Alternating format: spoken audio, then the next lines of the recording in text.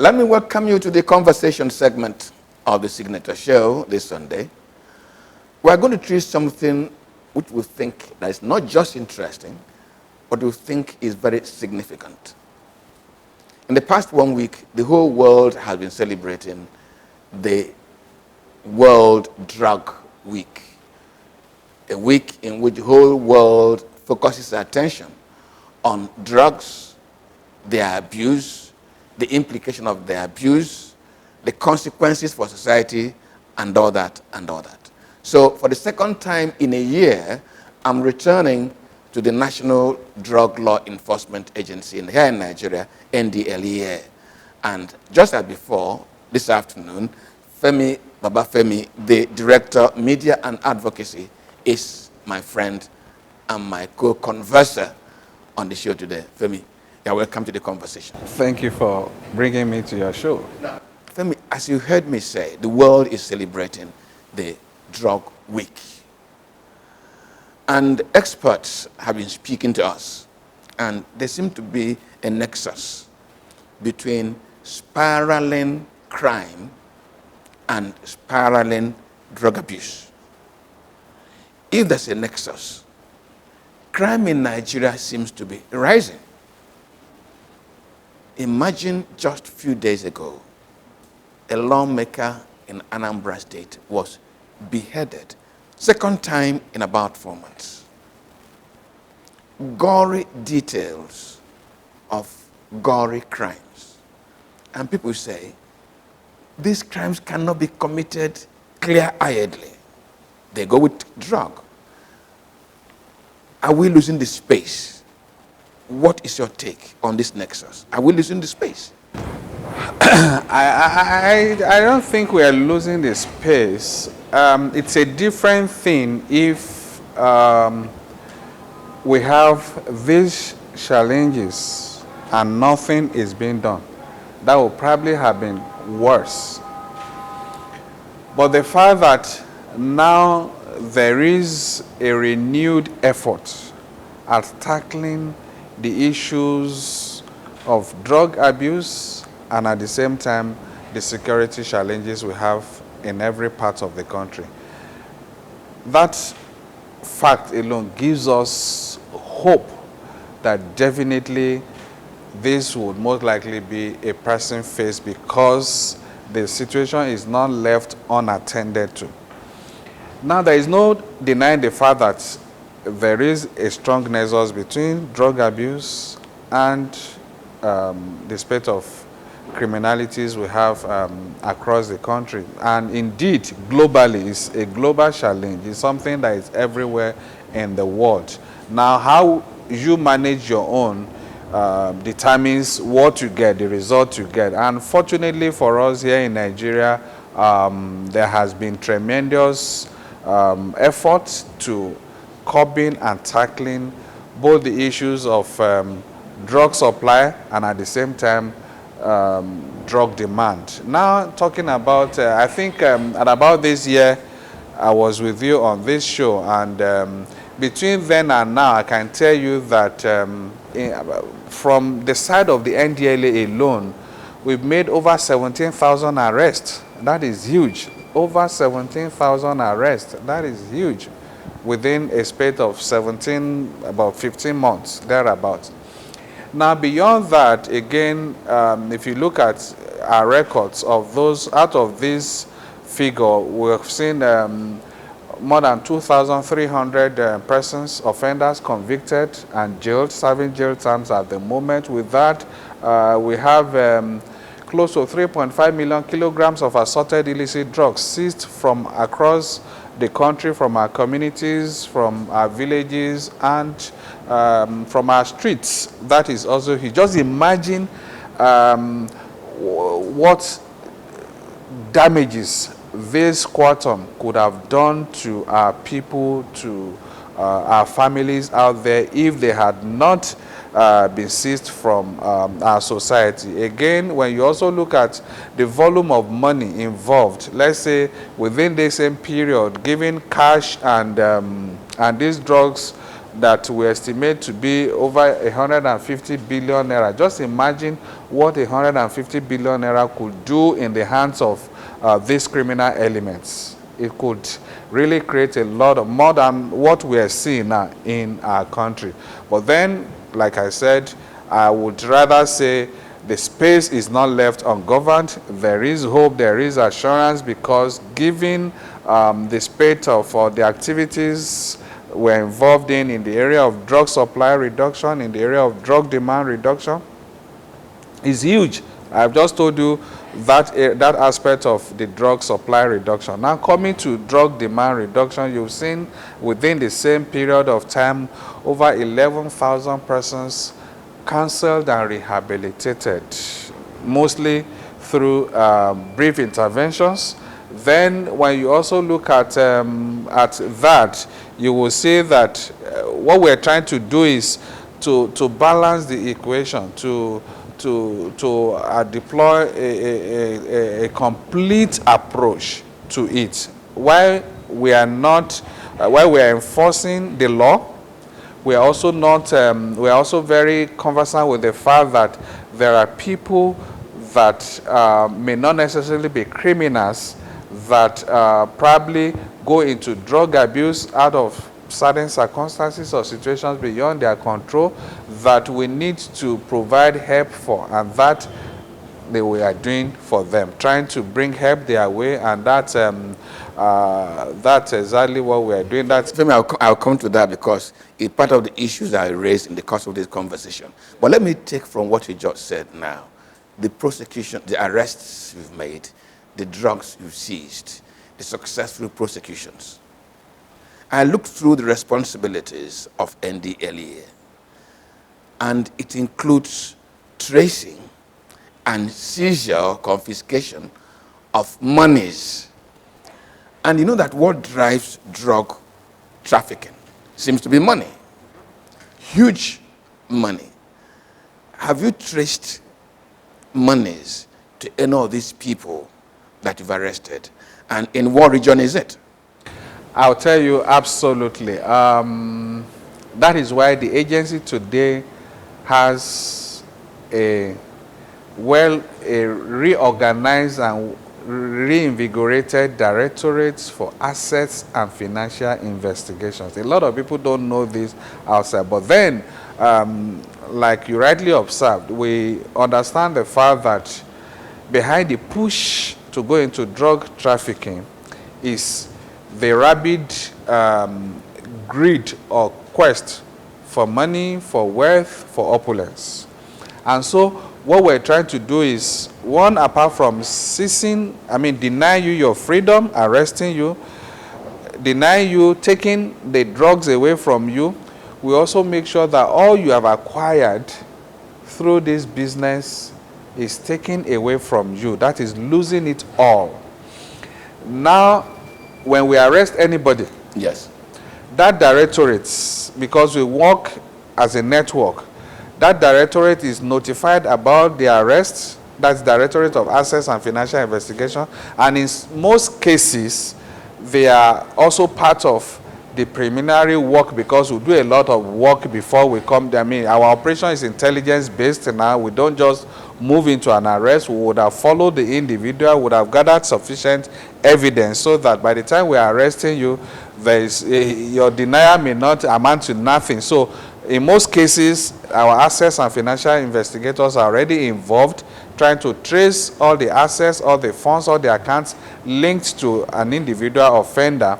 And in that process, while a directorate is dealing with that doggy operations and general investigation, is dealing with your investigation, arresting and seizing your the drug exhibits, another directorate, that is assets and financial investigation, is tracing all your assets and accounts. And I can tell you that there is hardly any arrest that will make now that is tracing the assets and finances of the suspects are not involved. And I can tell you that because some of the cases are in court, I may not be able to mention the individuals, but I know in some recent cases there have been situations where we've traced, in a particular case, that we've traced more than 3 billion into, some suspects, transactions in some suspects' accounts. And in that particular case, I'm aware that over 100 bank accounts have been sealed, blocked, with the funds in there. Then there is also another one, a baron, that also was recently arrested, and I'm aware the same thing. In addition to the previous case I mentioned, houses across the country have been sealed by the agency, but we've not been able to make announcements or show these houses yet because we're going through the court process. Because we need to, in our operations, as much as we want to achieve results, we also want to follow the due process of the law. And in this other case, I think the drug baron, I think we've identified up to about 200 properties traced to the individual, and more than 100 bank accounts also traced to the individual. The accounts had also already been blocked. No debit on such accounts. Monies cannot go out of those accounts until those cases are done with. So I can tell you that quite substantially, we make sure that we deny them the benefits of the proceeds of crime. When you get those proceeds, either they are financial proceeds or they are property proceeds, what do you do with them? Well, they are, for us, ours is just to go through the courts, make sure that we cease, we deny them of those benefits, and in turn transfer them to the federal government of Nigeria. If they are accounts, they are, accounts, dedicated accounts in the Office of the Accountant General of the Federation where the funds are forfeited into. If there are properties, there are organs within the federal government that manage such properties, either for disposal or for some other uses. Are you able to put a figure on some of these seizures? Are you able to put a figure? Well, that would be very complex because we're not the one handling the disposal of such. That's why I may not be able to say this property is worth so, but these are multi-billion assets. Let me enter into an area that is not of common conversation. The NDLEA is also supposed to drive research, drug-related research. It's not all that crime. Yes. What does that mean? What does it involve? Yeah, it's one of the mandates of the agency. And I can also tell you, I'm glad to also tell you, very good and fantastic question from you. I'm sure, probably this is the first time I'm coming across such a question. I can tell you that today, last year, with the new leadership in the agency, there is a full directorate of planning, research, and statistics set up, headed by a deputy commander general of narcotics, a woman, today. And that directorate has been driving the collection of facts and figures across all commands, all formations of the agency. Beyond that, also working with other organs of the agency and our partners to also conduct periodically, sometimes quarterly, that directorate also conducts research, sends out questionnaire to our commands, to our formations across the country, for them to get some data from within their operations, within the civil populace, and all of these are used for our planning, for certain, to understand certain developments, to interpret certain issues within the purview of our operations. The last time I had a conversation with you, you said to me that DCP Abakiri was with you. Where is he? Well, I'm sure you are a media person. You would have been following the developments in that case. Interesting that indeed this time last year he was in custody, in the NDLEA custody, but as of today I can tell you that he is in the custody of the Nigerian Correctional Center. What is the status of that case? Well, I know that they've been charged to court, and just last week, two of his co-defendants came up with a plea bargain and were convicted and sentenced to 6 years imprisonment each. And fortunately for us, that's for the prosecution, they also agreed to serve as our prosecution witness in the cases of the other 4 suspects who are on trial at the moment. And I think the full trial for them goes on 18th, 19th, and 20th, 3 consecutive days in July. So that is the update on that case. Now, the 2 people who were convicted last week, Tuesday, they entered into a plea bargain. Yes. In other words, they are prepared to spill the beans so that you can prosecute the other suspects. You say so. Have these 2 people who are willing to cooperate told you who are the real owners of the drugs they were caught with? Because the matter is already before the court, I'll just implore you to wait, and you'll be shocked at some of the revelations that will be coming up from their testimonies. Let me tackle you a little bit. Within the media circle and within gossips in the intelligence community, have you heard that drug is owned by a general? Well, that's what this is a matter that is already, we don't work on rumors, we work on facts and figures. That's what I said. I said when the trial commences, at least both parties in the case will be able to ask, interrogate witnesses, and the same witnesses would also be cross-examined. So all of the facts, everything you probably want to know, there you have the opportunity to know them. So let's not preempt whatever is going to happen, so that again the court were not charged for prejudice. Yeah. I'm not going to preempt. I'm going to state a fact. Next question, Femi. These 2 suspects who have now entered into plea bargain, were arrested at the Akanu Ibiam International Airport by the police. Before the police arrested them, they had crossed NDLEA official screening with the drugs. And, let me finish. And when they were arrested, some officials of NDLEA were equally indicted.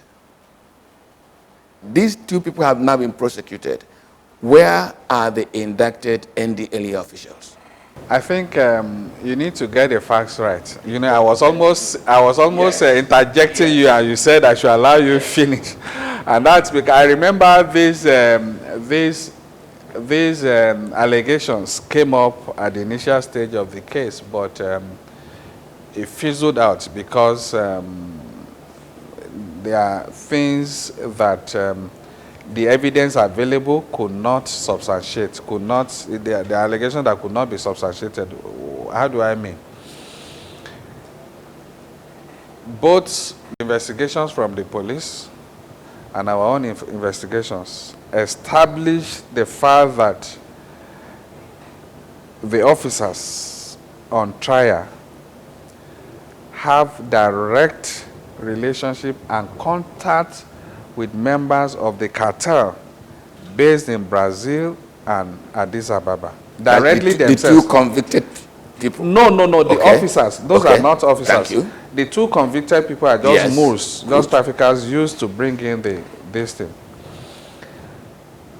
Forget whatever they were used to, the alleged confession. You'll probably be opportune to hear the true story when they are before the court, where they cannot tell lie anymore, where nobody can, where they cannot say anything under duress. Nobody would now force them to say something for the purpose of blackmail or whatever. But then the issue I'm trying to put across is, even from the police investigation, from the statements of the suspects on trial, they confirmed themselves that they were the ones directly in contact with. So the issue of whether the NDLA officers were involved is out of it, because they had no relationship, they had no idea.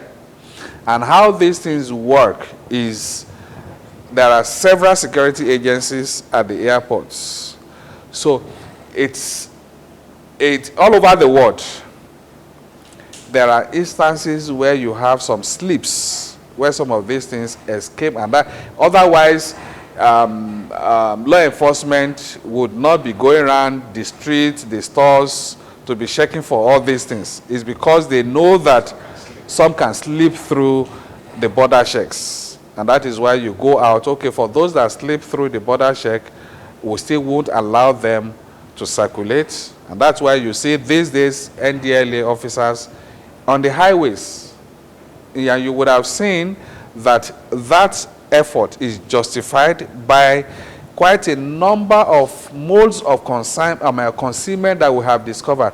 Some drugs packaged in the tires of vehicles moving. I mean, can you beat that? Drugs in the tires of vehicles moving just to conceal them.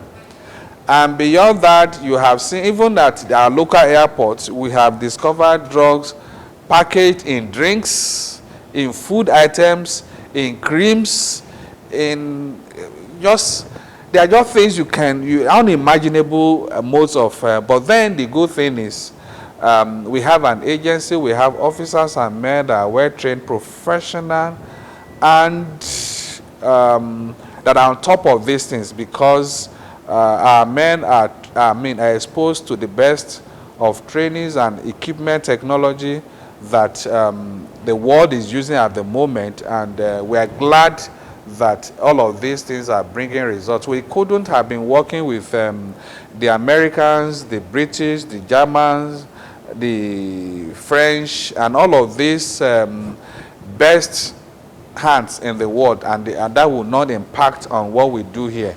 It means we don't know what we are doing, and we're glad that indeed all of these are showing in our operation. So in essence,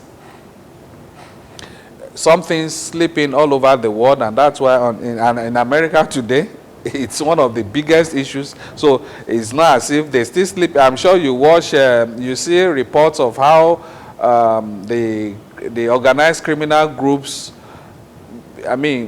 build tunnels all the way from another country into the US just to traffic. So they do all manner of things to beat security checks, but ultimately what matters is, well, in situations where they are able to slip through, we don't allow them to circulate.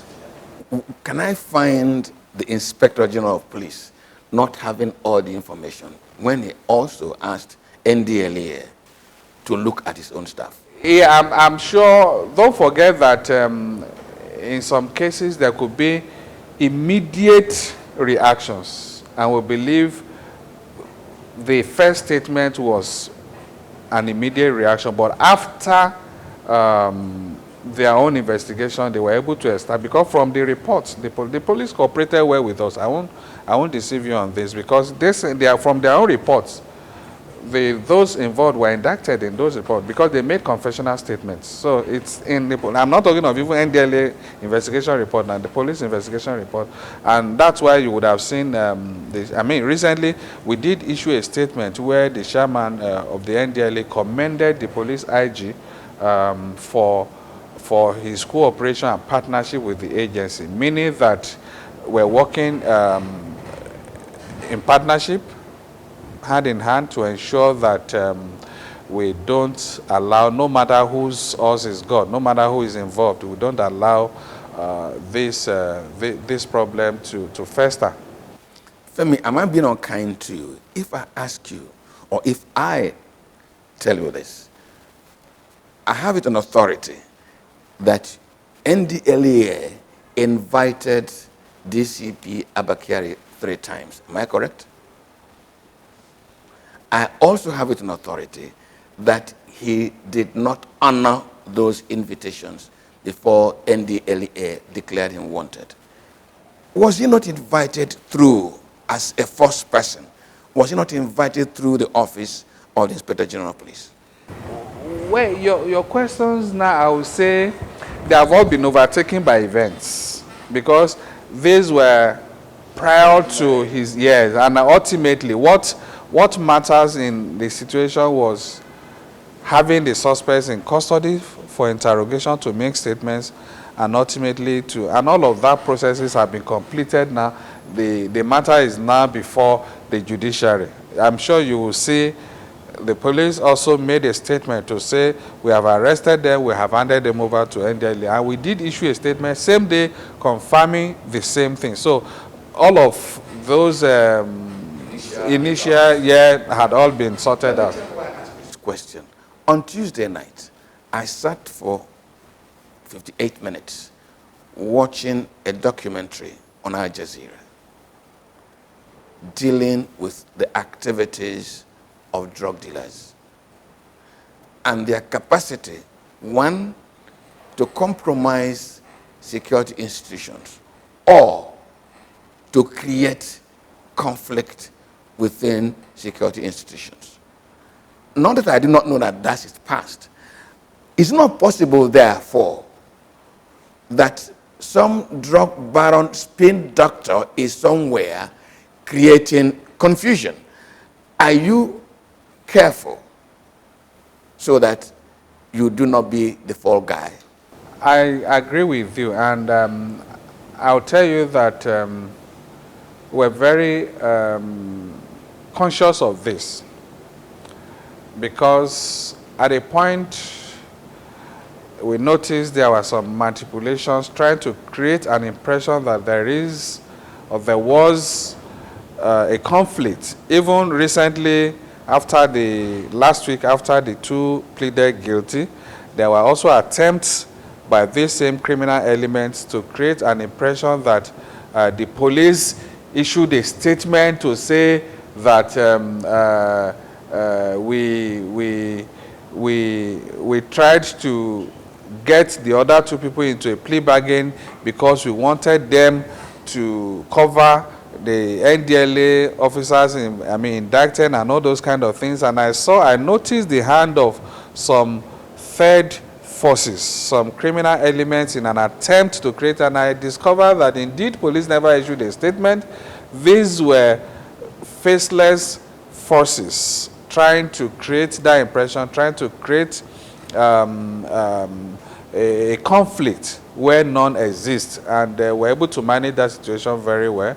And the same thing, I also agree with you when you said, I watched that Al Jazeera report, because I watched the promo earlier during their bulletin, I think a day before or so, and so I looked out for it, so I was able to lay my hands on it. And but then, yeah, you see, these are all possibilities. They try to see how they can penetrate, and I'll tell you, I'll cite 2 instances where our men had actually risen above board, where others fell. One in the particular case of Abakiri.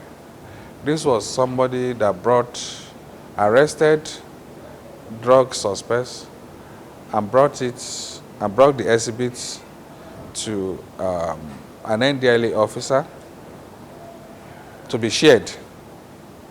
You know, imagine that's a huge temptation. Nobody knew, but the officer was professional enough to report to his chief executive, "Sir, this is an offer from a serving senior security officer. And from that moment, he was encouraged to play along with the hope of gathering sufficient evidence to prosecute a possible case. And that was exactly what played out well managed, well conducted investigation, operation, and ultimately the rest is before the public and the law courts. That is one. Another case, in fact, that one won the officer involved a National Merit Award given to him by the president.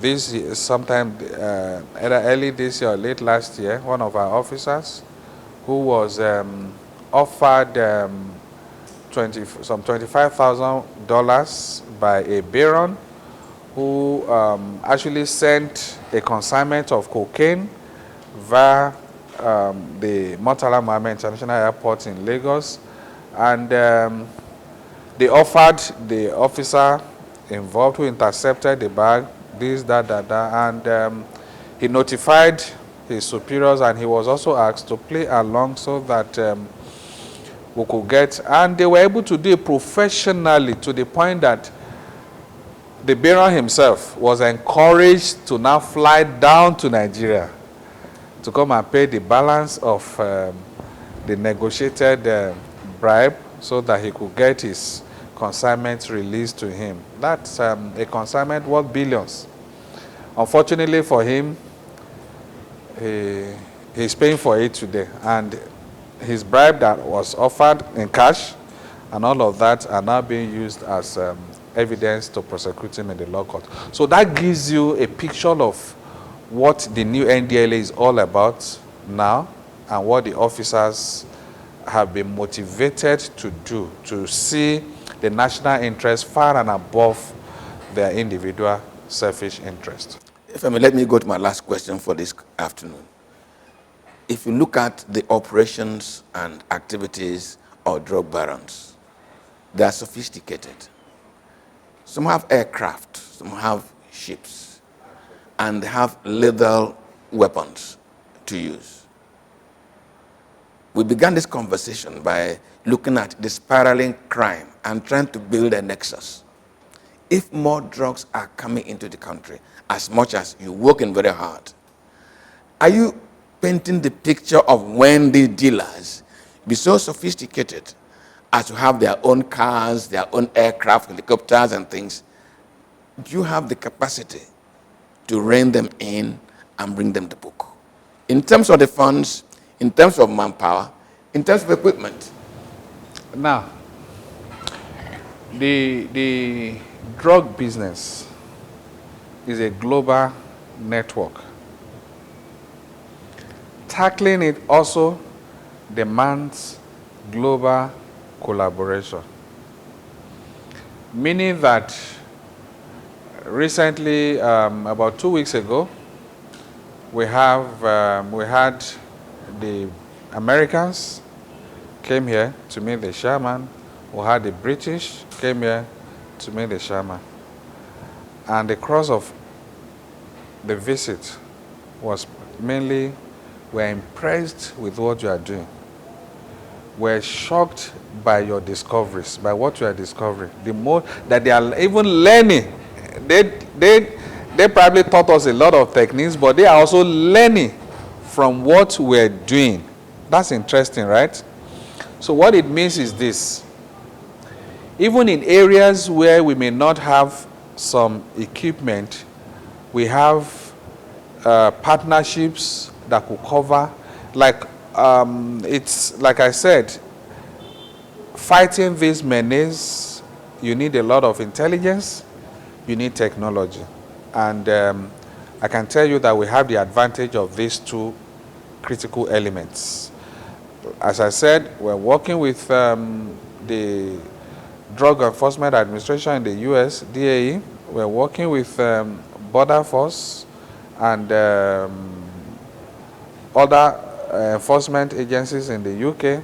We're working with the Germans, with the French, with the Saudis, with the Indians, with, including even the Brazil. Everybody is coming on board because they are seeing what the new NDLA is doing in Nigeria.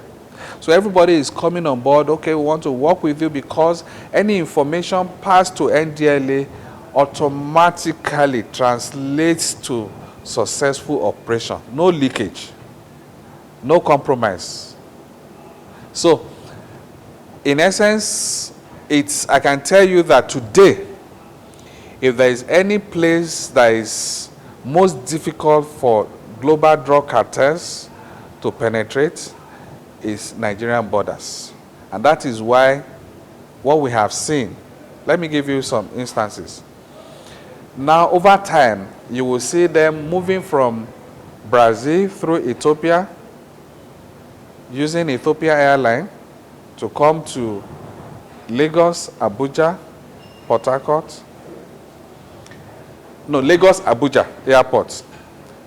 Then later, when they discover that it's hot, they can't sleep through, then they looked at Enugu, Port Harcourt.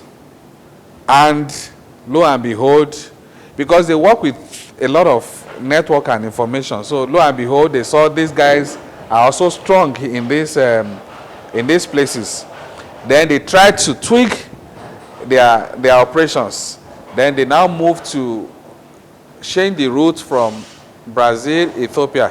They now use Brazil, Qatar, through Qatar Airways. They pass through Qatar to be able to, because you see that's diversionary, trying to see, okay, you know, we'll be focusing on flights coming from Ethiopia while they are slipping in through Qatar. But then, unfortunately for them, we're there. So they have that now. We from their conversations, we monitor and follow.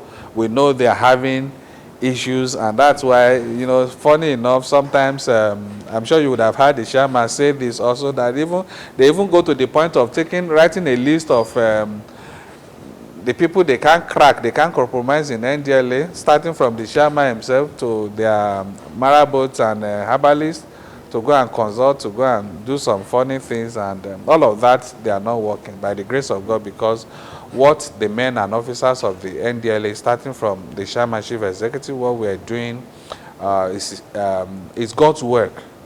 It's in obedience to what God wants for our nation.